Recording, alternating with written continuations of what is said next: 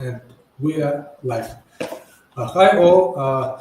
Today we have Sturgeon Capital VCs, and actually last week I watched another guy who was doing his podcast with Nazerke, and there was a comment that the podcast host is so narcissistic and speaks about himself, doesn't allow Nazerke talk about. So yes, learning from that guy, I will mostly let you guys speak. And we have Robin, who recently authored, in my opinion, like quite sophisticated article about the region, not only Central Asia, but broader. Like for us, it's kind of far Asia and Middle East. And Sturgeon Capital was quite early in this region. I think you guys like 3-5 years here. Haven't you like now region is becoming sexy, but these guys were here earlier, and many people who live here, they don't have such a perspective which you outlined in this report. So thank you for this, and we'll go straight to the questions, and I'll let you guys talk. So as this question I saw sent to community as well. A lot of my friends went for good to the West for higher salaries, for tech career in the US, UK, and they don't return mostly. However, who does return to Central Asia are some startups founders, old friend of mine, or fresh startups as well. They go to Mexico or US, UK. Some went to Indonesia and Middle East, UAE, and then they return to Central Asia for kind of, they call it for various reasons, but I know it's about customer acquisition cost is more expensive in the West than here. So there are other types of ideas that we could be here, like code shop, IT outsourcing hubs. And this was supported by government a few years ago. In 2025-24, I don't see much of this. I see like large players like EPAM, who has strong sales force in America. They employ people, but there are no homegrown IT outsourcing companies. With this, what would be your single advice for 35-year-old mature entrepreneurs, developers who live in this region, how they could develop their projects? Thank you.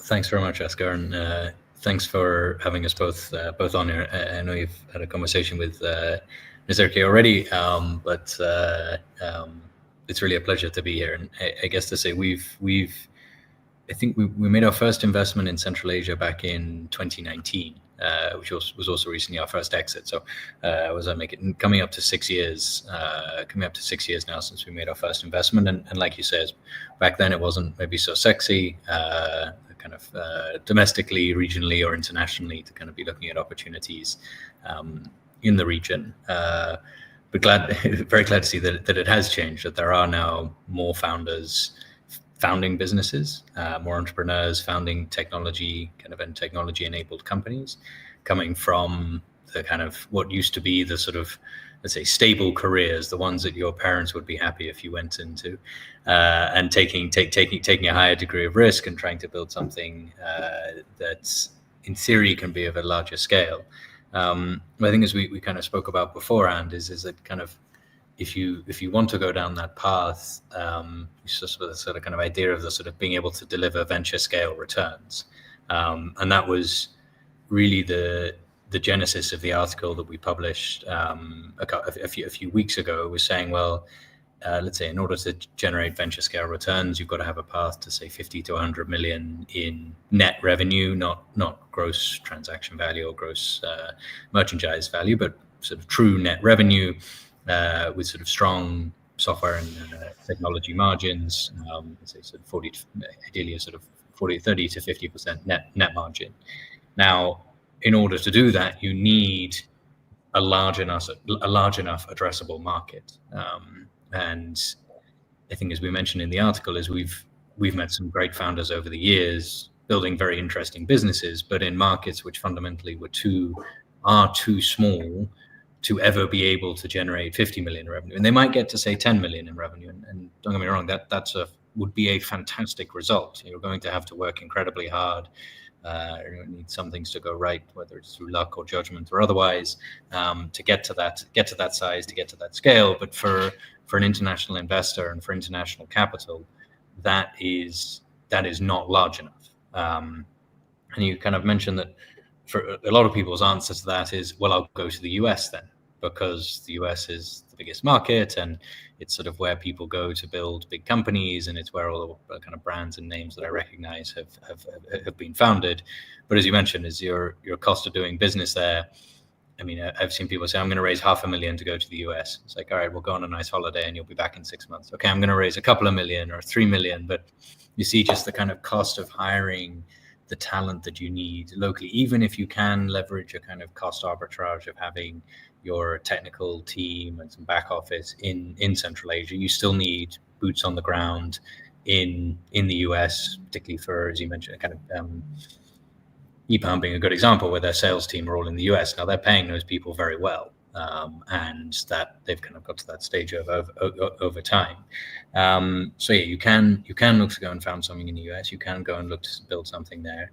You're in a much more competitive and much more expensive market. But if you are going to stay and try and build something in Kazakhstan, Uzbekistan, the broader kind of region, what we were trying to get at with that article is that the market size needs to be large enough.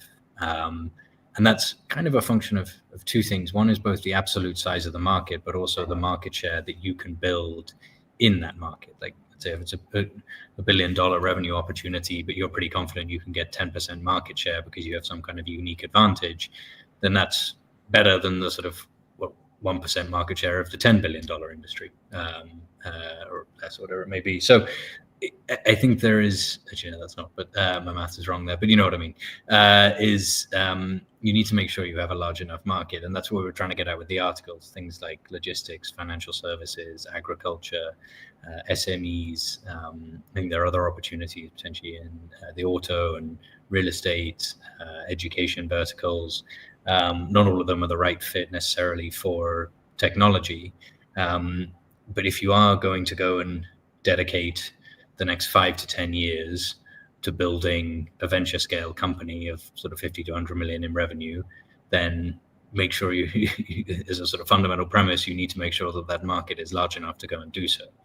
And I'll stop there. I've been speaking for too long, but Nazerke, interested to hear if you have any kind of further thoughts on it as someone who left Kazakhstan and has sort of now come back to be back working in the region as well. No, I agree with this advice. Thank you, Askar, for inviting. And as I don't know if your audience maybe don't know us much, but I joined Sturgeon, I think, the latest in the team, and before I was a founder, and I was the person who was also went to the West, working at Google as a software engineer, then decided to quit my job and do the startups. I think at the time when I was doing it, it was much harder than now in terms of support, not from like, I'm not talking about family, friends, etc., like the whole like culture in Central Asia, but like the startup ecosystem, the programs, the whole like thing which is developed now by the regional players like Astana Hub or IT work in Uzbekistan or like in other Central Asian countries. I think it helps a lot. And at that time it was, I think there were not a lot of founders because we didn't have this kind of support. But for those people also who wants to stay in the cities where they are now working, let's say they went to work also at Google in London, there are some hubs like Eurasian Startup Hub or Silk Road Hub. So I think it also opens a lot of doors for our Central Asian founders to start their businesses anywhere they are now, if they want to come back to Central Asia or they want to stay where they are and launch it. I think we have so many more opportunities than we had before. And this I think this also is, you can see that we have more founders by with more programs we have, more founders we have. So but another thing which Robin mentioned is like, your parents might want some stable job, etc. I think we're not there yet, where like culturally we support taking more risks. We're like, okay, I think it also comes from the time when, where you said like 30 plus years old founder, we were born and raised in the moment when the Soviet fell, and we were in the time, we're grown when everything was so uncertain. So whenever we were growing up, we were like, okay, I need some certainty in my life, I need stability. So I think it totally makes sense for us to prioritize the jobs at stable jobs at companies rather than doing startups.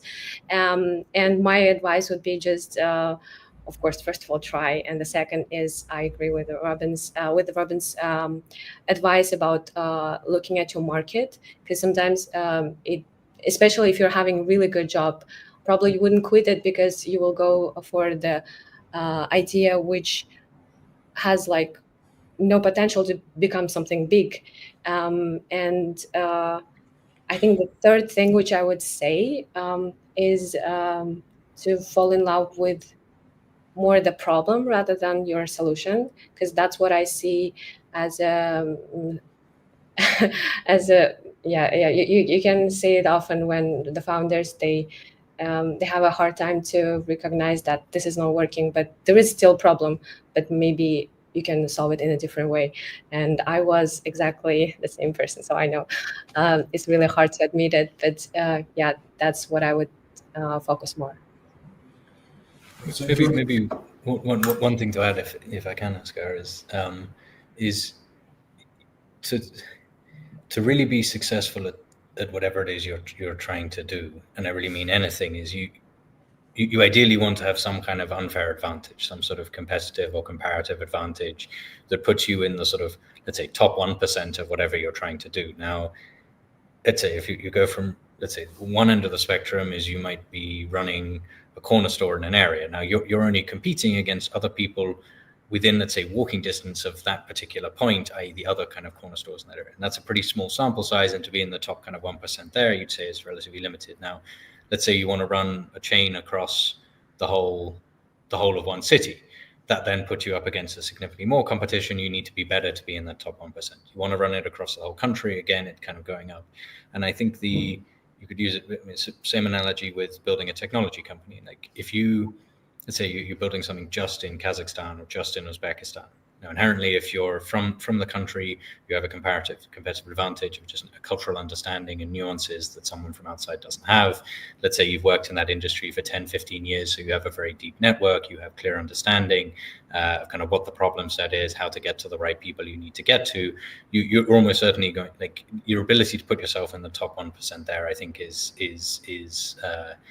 relatively easy if you're kind of coming from that. You obviously need to be very smart and able to execute well. Now, even if you say want to expand from Kazakhstan to Uzbekistan or Uzbekistan to Kazakhstan, you're then just broadening that pool that you, again, need to be the best of. And we've seen people be kind of successful doing it in the region, but it's still sort of difficult.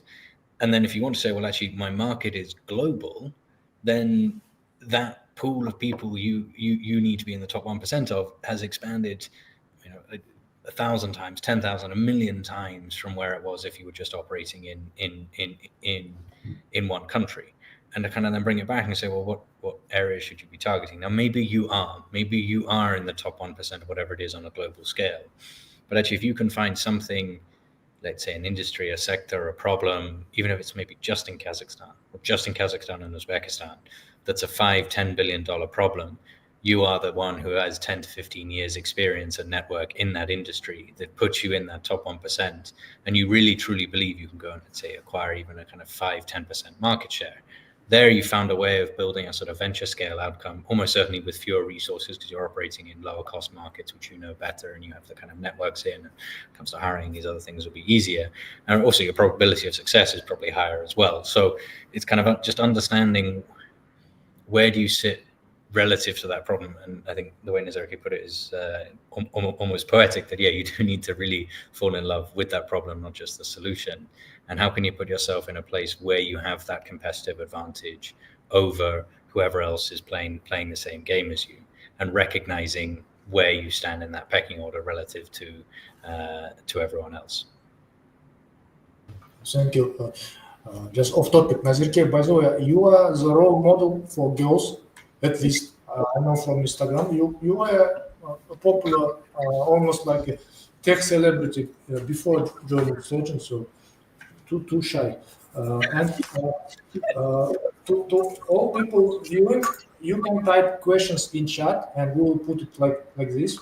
I see like there are around 40 people watching. Nobody is asking questions, and we'll just finish if you don't ask question after 20 minutes, because I booked Robin and Nazerke for like 40 minutes. So please feel free to type, and folks will see it and they can answer if they wish to.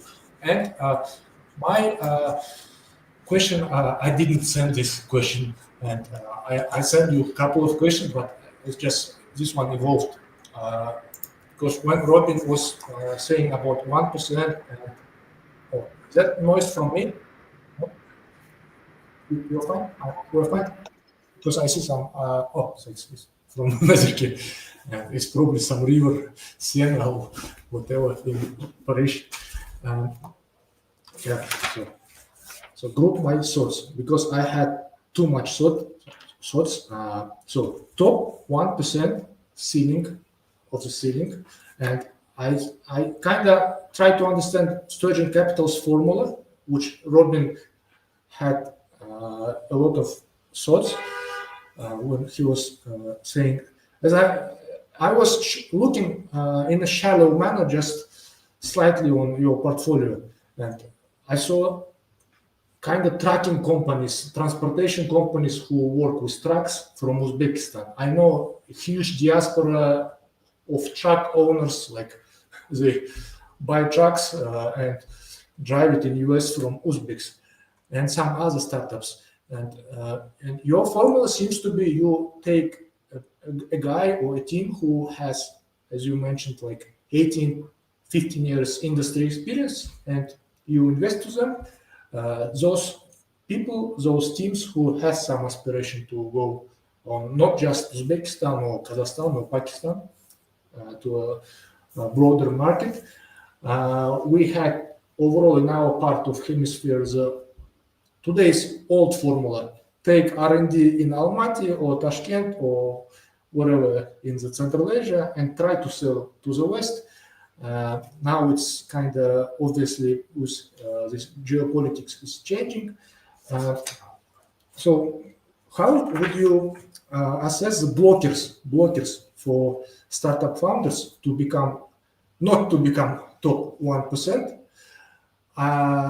in context of China? Because in Almaty, as people around, I go to coffee shops, they say, how on earth could we, the Kazakhs, we kind of missed the China. Nobody speaks Chinese in Kazakhstan, in Almaty. People were always like buying cheap products. Oh, well, as it is, we saw China is just cheap stuff.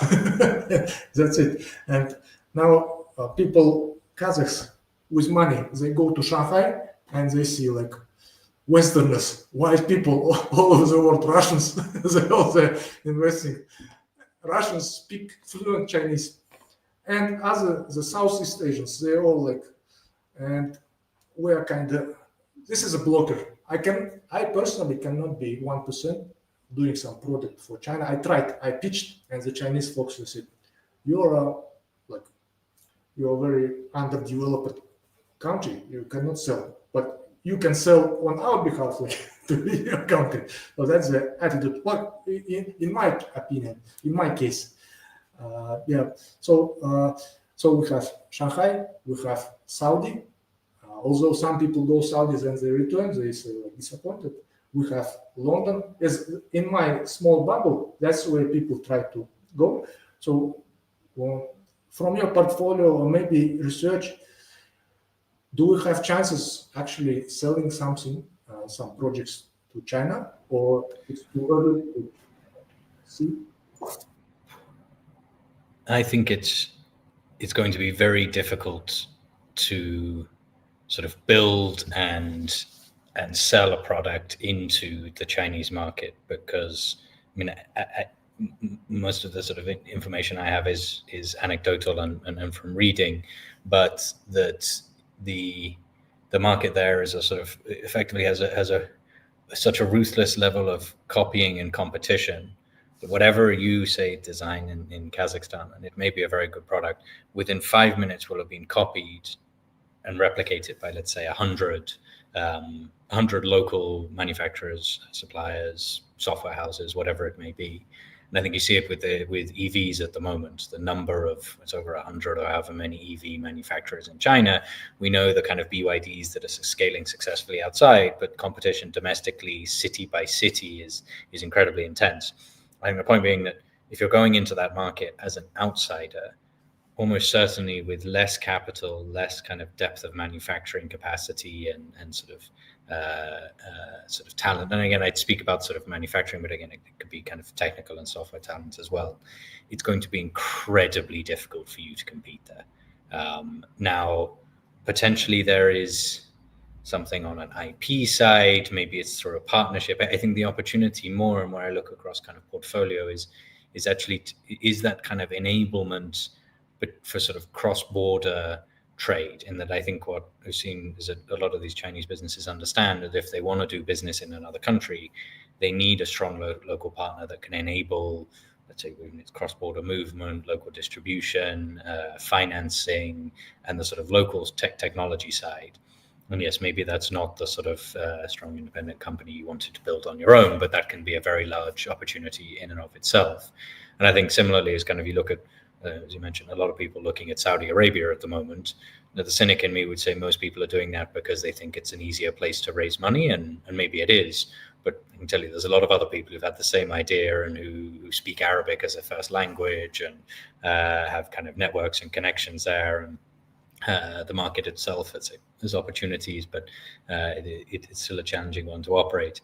I think this is a general comment, is that it is always more difficult, and it costs more, and it takes longer to expand into any market, let alone sort of one that's culturally very different. And I give an example. We have a Ukrainian portfolio company in the first fund, an HR tech platform called PeopleForce.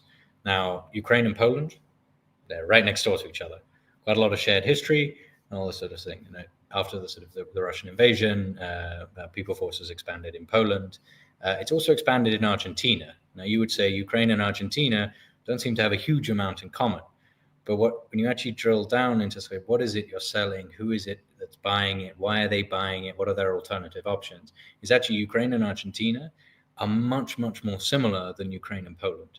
So expansion in Argentina and Latin America has been more successful than expansion in Poland so far. I mean, Poland's picking up, but it's been a much slower kind of and a much harder process to work through.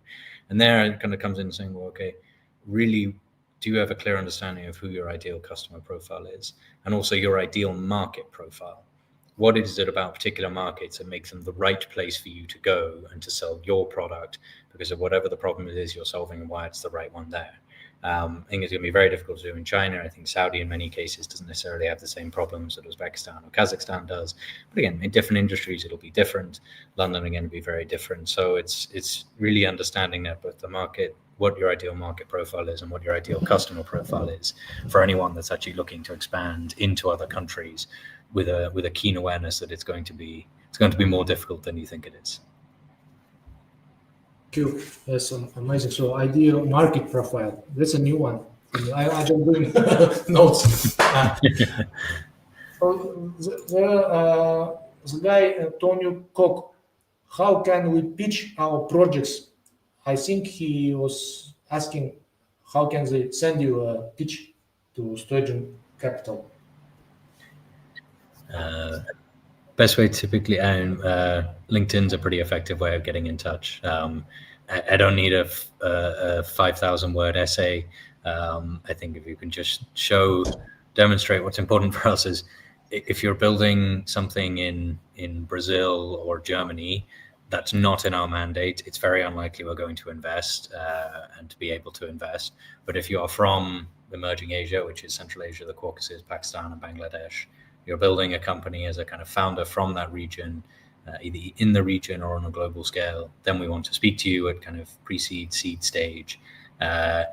If you can make it clear that you fit with that and share a presentation, then we'll jump on a call. If it's something totally unrelated, then don't expect too much feedback, because we try and be clear about what we do.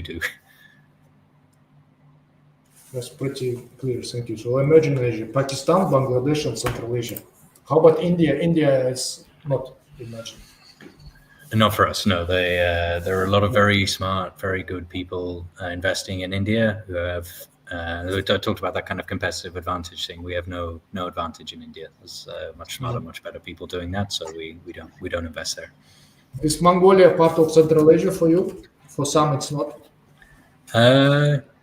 Yeah, we've actually traveled to Ulaanbaatar a couple of years ago and looked at a few companies there. I mean, the challenge you have in Mongolia is your domestic market is very small, and it's a sort of, so you're underwriting an ability to expand globally from sort of day one, rather than sort of having a kind of domestic opportunity. So it's, again, the bar is higher because you're competing on a regional or global scale from day one. Yeah. Well, my friends from Ulaanbaatar, a lot of them, they just go Singapore for some reason. The most expensive city in the world, and they pitch startup Singapore. Sunmakeyoutan. Hi, Sunmakeyoutan. I think you are not from Central Asia, somewhere far away. Thanks for joining, a global viewer. How much resources should be devoted to user experience design, or is it better to focus on sales? This is kind of pre-seed question, probably. Yeah. Guys, if you don't have other questions, we will finish. So please type your questions. Yeah. Sorry, Robin. Nazerke, this is probably one you're a better place to answer than me. Yeah, I'm trying not to give this kind of advices, because usually founders should supposed to like make those decision making, but what I would do, and I don't think this is the right way or wrong way, I would definitely focus more on sales rather than user experience. First, when you don't even have a product, etc., and try to sell it. When I was trying to do my own product, was like I was trying to give a huge questionnaire with 100 questions, and people were like, "Oh, they're not gonna put like they're not gonna answer to all of those questions." I'm like, then the problem is not that big. I wanna have like to see that the problem is very big and be sure that those people would go and do those 100 questions, and then it means like I will be able to sell. So I would probably, even if I wouldn't sell, I would test if I can sell that, and then go for user experience design, which just basically more about your churn, more about if they're gonna like still use it. But I would probably, from our portfolio companies also, the earliest one which we invested, they didn't really were into user experience or design, and still were getting like 10K monthly subscription payments. And I think it's better to focus more on the traction, and in this case, it's more sales. Thank you. One more question. How to use KeyMap education wisely after graduation? Finance guys, how to grow in their careers. So KeyMap is like top 3 university in Almaty. Yeah. So basically a finance major asking career advice. Robin studied not finance, but more finance rather than me. So like. Well, I don't think I can give too much of advice on this. I studied Arabic and Middle Eastern history, so my ability to advise on what someone who studied finance should do. I think it. So we have a foundation that provides scholarships in Uzbekistan in partnership with a couple of the universities there, and one of them is more kind of finance focused. And I think there is still, while let's say AI tools are going to change the ability to kind of analyze data and analyzing financial information, I think still building a kind of base level of experience in the kind of hard skills of particularly if you want to be a financial analyst, whether that's at a kind of big four company or in investment banking, if that's a sort of route you want to go down. And that's a sort of 2, 3, 4 year process to really be able to master that. It gives you a strong foundation and puts you then in a good position if you want to look to branch out into something else, whether that's something more specialized like private equity or venture capital, or even to then go into kind of as an entrepreneur, potentially in the sort of more in the kind of CFO type role within a company. So I know that's not a perfect answer, but as someone who didn't study finance, I feel I don't feel particularly qualified to provide too much advice on that side. Yeah, and I studied computer science. Sorry, I can help you with getting into bank as a software engineer. Thanks so much, guys, viewers. We have like 6 minutes left, but we can finish early if no more questions. And there is ChatGPT level question: how to best synchronize when the team is located in different time zones? I don't know. Would you want to go on this? But I would ask ChatGPT.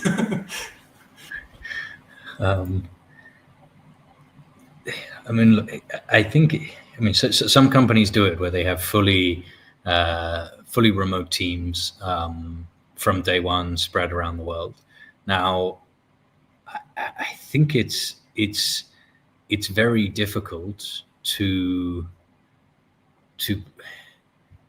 build a startup that's really trying to change or solve a kind of fundamental and complex problem if you're all spread out around the world in different time zones, because the ability to solve problems and sort of just interact with each other if you're in the same office is infinitely better if for juniors to kind of learn and get up to speed and start contributing, for kind of seniors to interact, for founder level.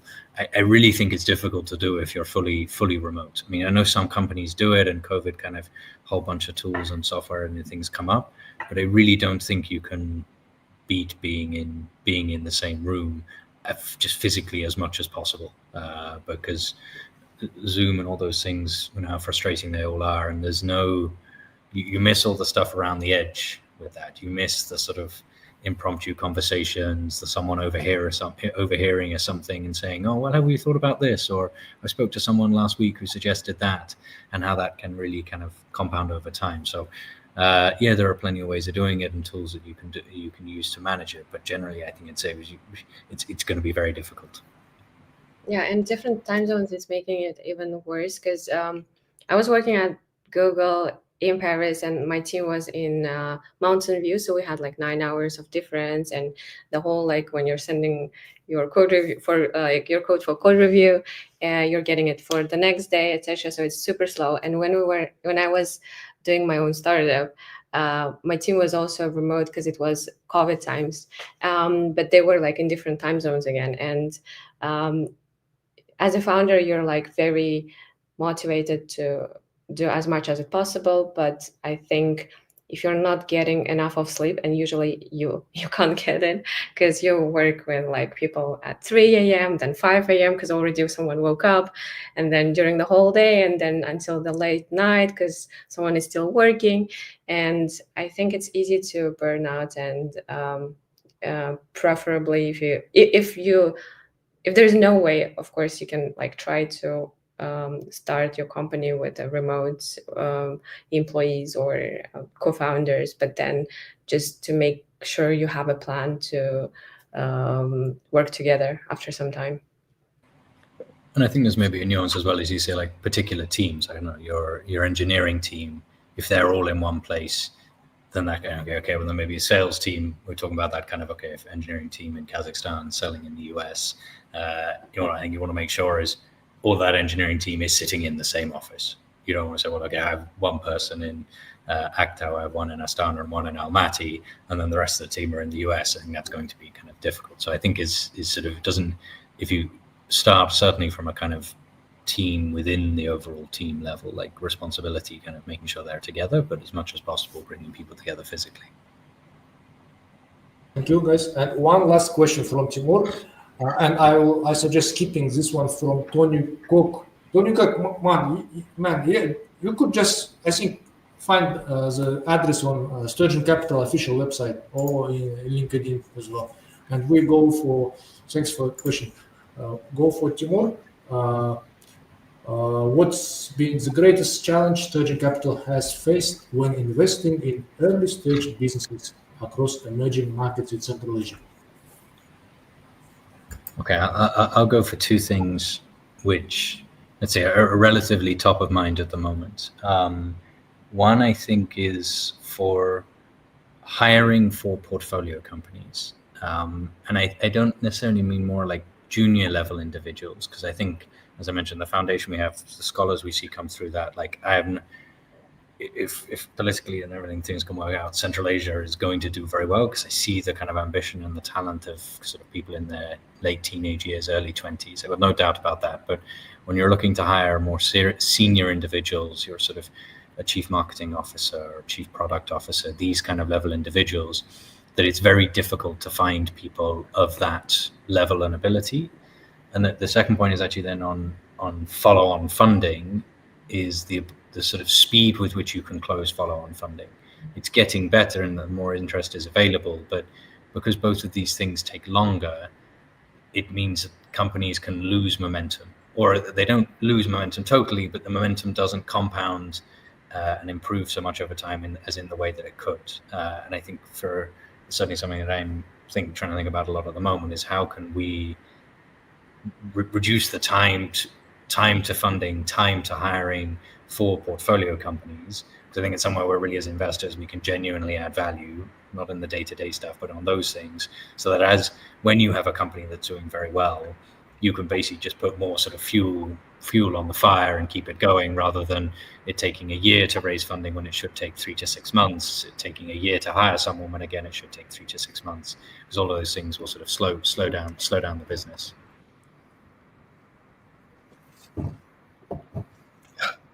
I'm just reading the comments. This is so cute. Thank you, guys. Please go ahead. And regarding the LinkedIn reach out, you can reach out on right like personal. 1 second, sorry, my Alexa. Sorry. For my Alexa again. For LinkedIn, you can reach out Robin or me or anyone in our team, like or send your deck on the website. Yeah, or you can send it on the emails. My email is also written on my LinkedIn page. Any of those, we check everything. So yeah. We will make sure to reply. Yeah, if you're with the follow-up questions, or just to say that you might be not a fit if it is the case. Thanks so much, guys, for your time. There might be some more questions people will throw to the comments. I will send them over to you. Overall, your perspective, it's kind of not the one typically written in media, and I learned a lot from you guys, and I will do the notes, put it to the recording. Thanks so much. We should repeat this someday, maybe after a year. I wish you good luck in the region. You are doing like in a way a pioneer's job, and you bring a lot of value to community, even by your presence here. And I wish you good luck and more press coverage. You deserve it, and thanks so much. Thank you. Thanks very much as well. Thank you so much for having us on. It's great to speak. Cheers. Bye. Thank you all for viewing this, and put like. Bye bye.